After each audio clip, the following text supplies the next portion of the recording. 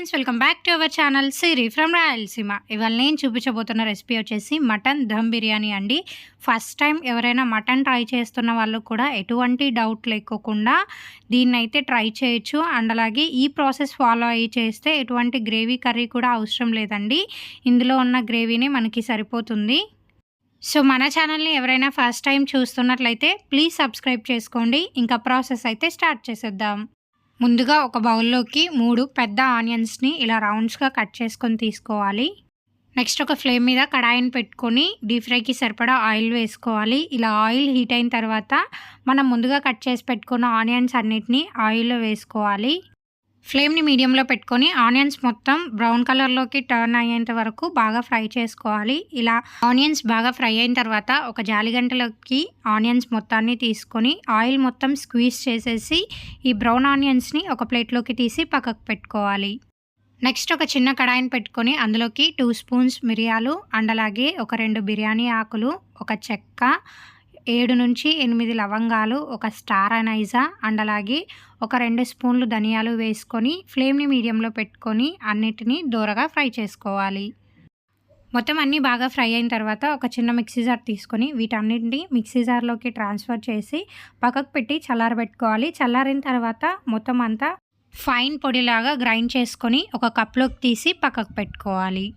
తర్వాత ఒక బౌల్లోకి మటన్ని తీసుకోవాలండి. ఇక్కడ నేను 1/2 kg వరకు మటన్ అయితే తీసుకున్నాను. 2 సార్లు నీళ్లు పోసి శుభ్రంగా కడిగి తీసుకోవాలి.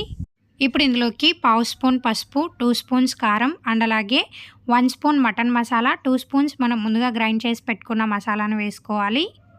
నెక్స్ట్ ఇందులోనే రుచికి సరిపడా ఉప్పు, 1 స్పూన్ అల్లం వెల్లుల్లి పేస్ట్, 1 స్పూన్ పచ్చిమిర్చి పేస్ట్, కొంచెం పుదీనా, కొంచెం కొత్తిమీర అండ్ అలాగే మనం ముందుగా ఫ్రై చేసి పెట్టుకున్న కొన్ని బ్రౌన్ ఆనియన్స్ని ఇలా క్రష్ చేసుకొని వేసుకోవాలి.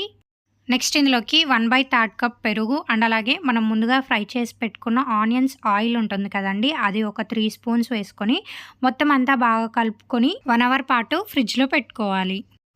ఈ మటన్ దమ్ బిర్యానీ రెసిపీలో మనకి బ్రౌన్ ఆనియన్స్ అనేవి చాలా మంచి టేస్ట్ని ఇస్తాయండి. అస్సలు స్కిప్ చేయొద్దు. తర్వాత బిర్యానీ ఎందులో అయితే చేయాలనుకుంటున్నామో ఆ కడాయిని తీసుకొని అందులోకి కొంచెం నెయ్యిని వేసి ఇలా వీడియోలో చూపిస్తున్న విధంగా ఆ బౌల్ మొత్తానికి ఇలా నెయ్యిని మొత్తం స్ప్రెడ్ చేసుకోవాలి. ఇప్పుడు ఇందులోకి మనం 1 అవర్ పాటు మ్యారినేట్ చేసి ఫ్రిడ్జ్లో పెట్టుకున్న మటన్ని వేసుకొని బౌల్ మొత్తం బాగా స్ప్రెడ్ చేసుకోవాలి. ఇలా మటన్ మొత్తం బాగా స్ప్రెడ్ చేసుకున్న తర్వాత ఈ బౌల్ని పక్కకు పెట్టి ఇక రైస్ని ఉడికించుకుందాం. నెక్స్ట్ ఫ్లేమ్ మీద ఒక కడాయిని పెట్టుకొని రైస్కి సరిపడా నీళ్లను ఎసురుగా వేసుకొని మరిగించుకోవాలి. ఇలా నీళ్లు మరుగుతున్నప్పుడు బిర్యానీ మసాలాలన్నీ ఇందులో వేసుకోవాలి. ఇందులోనే కొంచెం పుదీనా, కొంచెం కొత్తిమీర అలాగే కొంచెం షాజీరాని కూడా వేసుకొని నీళ్ళని బాగా మరిగించుకోవాలి. ఇప్పుడు ఇందులోనే 1 స్పూన్ షాజీరా అండ్ అలాగే రుచికి సరిపడా ఉప్పు, కొంచెం పుదీనా, కొంచెం కొత్తిమీర వేసుకొని నీళ్ళని బాగా మరిగించుకోవాలి. ఇప్పుడు ఇందులోకి మనం ముందుగా గంట సేపు నానబెట్టుకున్న బాస్మతి రైస్ని వేసుకొని మొత్తం అంతా బాగా కలుపుకొని రైస్ని ఉడికించుకోవాలి.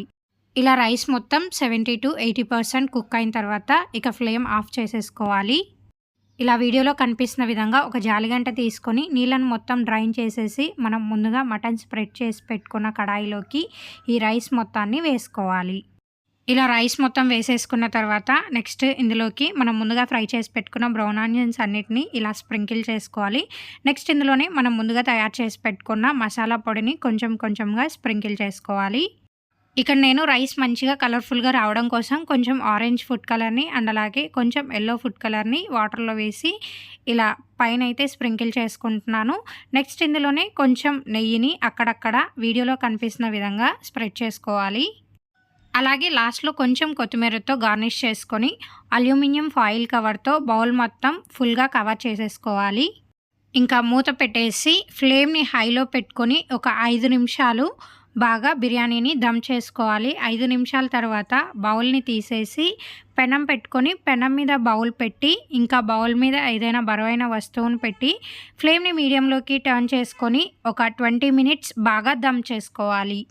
ఇక 20 మినిట్స్ తర్వాత మనం బిర్యానీ ఓపెన్ చేస్తే అస్సలు స్మెల్ అయితే సూపర్ అంటే సూపర్గా ఉంటుందండి. రైస్ కూడా చాలా అంటే చాలా పొడి పొడిగా ఉంది. ముక్క కూడా చాలా మెత్తగా ఉడికిపోయింది. ఇప్పుడు మీకు చూపిస్తాను చూడండి. ఇక మన వేడి వేడి సూపర్ టేస్టీ బిర్యానీని అయితే సర్వ్ చేసేసుకోవచ్చు అండి. చెప్పాను కదండి, ఇందులోకి గ్రేవీ కూడా అవసరం లేదు, మనకి మటన్లో ఉన్న గ్రేవీనే సరిపోతుంది. సో తప్పకుండా ట్రై చేయండి. ట్రై చేసిన తర్వాత కమెంట్ బాక్స్లో నాతో షేర్ చేసుకోండి రెసిపీ మీకు ఎలా వచ్చింది అని. చూసేసారు కదండి, ఇవాళ రెసిపీ అయితే ఇదే అండి. ఈ వీడియో కనుక మీకు నచ్చినట్లయితే please like, share and subscribe my channel for more videos and don't forget to press the bell icon symbol and thank you for watching. Thank you for watching. Subscribe Siri from Rayal Singh YouTube channel. Please subscribe చేసుకోండి.